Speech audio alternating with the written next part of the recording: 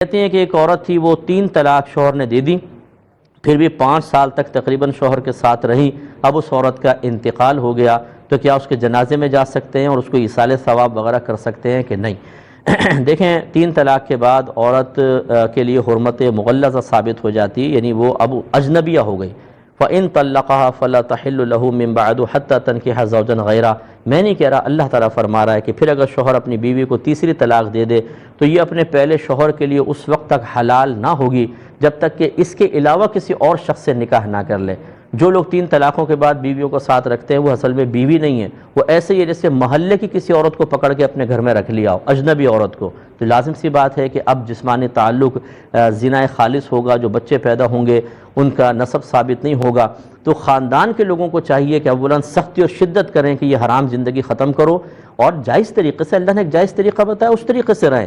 اگر نہ مانیں تو سوشل بائیکاٹ کرنا واجب ہے، یعنی ان سے بالکل قطع تعلق، نہ ان کے گھر میں جائیں، نہ ان کی کال اٹینڈ کریں، نہ ان کے جنازے میں، نہ ان کی خوشی میں، نہ غم میں۔ یہ واجب ہے، جو نہیں کرے گا سارے کے سارے گناہ گار ہوں گے، اور جیسے یہ بروز قیامت پھنسیں گے، جو ان سے رابطہ رکھیں گے وہ بھی پھنسیں گے۔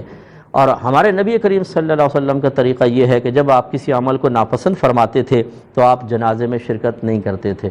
جیسے ایک شخص کا جنازہ آیا، سرکار نے فرمایا اس پہ کچھ قرض تو نہیں ہے؟ عرض کیا رسول اللہ ہے۔ فرمایا پھر تم ہی اس کا جنازہ پڑھ لو۔ حالانکہ یہ منع نہیں ہے، جنازہ پڑھنا ہم پڑھ سکتے ہیں، یہاں منع نہیں، لیکن سرکار نے اظہار ناراضگی فرمایا تاکہ دوسروں کو عبرت حاصل ہو۔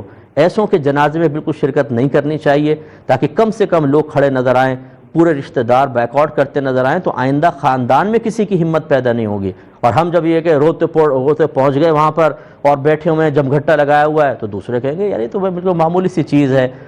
مطلب دیکھیں جیسے اس نے بھی کیا، سب لوگ مل ہی رہے تھے، خاندان والے آ رہے جا رہے تھے، ہم بھی کر لیں گے، کوئی بات نہیں۔ تو اس کا مطلب یہ ہوا کہ جب ہم اس قسم کے اعلانیہ گناہ کرنے والوں کے ساتھ عام میل جول رکھتے ہیں تو اسے گناہ پر دلیر کر دیتے ہیں، اس بنا پر ہم بھی گناہ گار ہوتے ہیں۔ تو آپ بالکل جنازے میں شرکت نہ کریں۔ ہاں، رہا ایصال ثواب، وہ مسلمان ضرور ہے، وہ کافرہ نہیں ہوئی۔ اگر ہاں ان دونوں نے حلال سمجھ کے ساتھ رہے کہ یار یہ تو قرآن تو ایسے کہتا رہتا ہے، مولوی ایسے کہتے رہتے ہیں، ہمارے لیے بغیر نکاح بھی رہنا حلال ہے، پھر تو دائرہ اسلام سے خارج ہو گئے، پھر تو ان کے نہ جنازے میں شرکت کیا، ایصال ثواب بھی نہ کریں۔ لیکن یہ اسی وقت ہوگا جب آپ کو ان کی نیتیں پتہ ہوں گی۔ اگر نیت پتہ نہیں تو ہم حسن ظن قائم کر لیتے ہیں کہ وہ ساتھ حرام سمجھ کے رہ رہے تھے، یا کسی نے الٹا سیدھا ان کو مشورہ دے دیا تھا، رہ رہے تھے، تو ہے وہ عورت مسلمان۔ ایصال ثواب آپ کر سکتے ہیں دور رہ کر، لیکن اس طرح ان کے گیدرنگ کر کے ان کے ایک غلط طرز عمل کو صحیح ثابت کرنے کی کوشش کرنا، اس میں گناہ گار ہوں گے، اس سے اجتناب کیجیے۔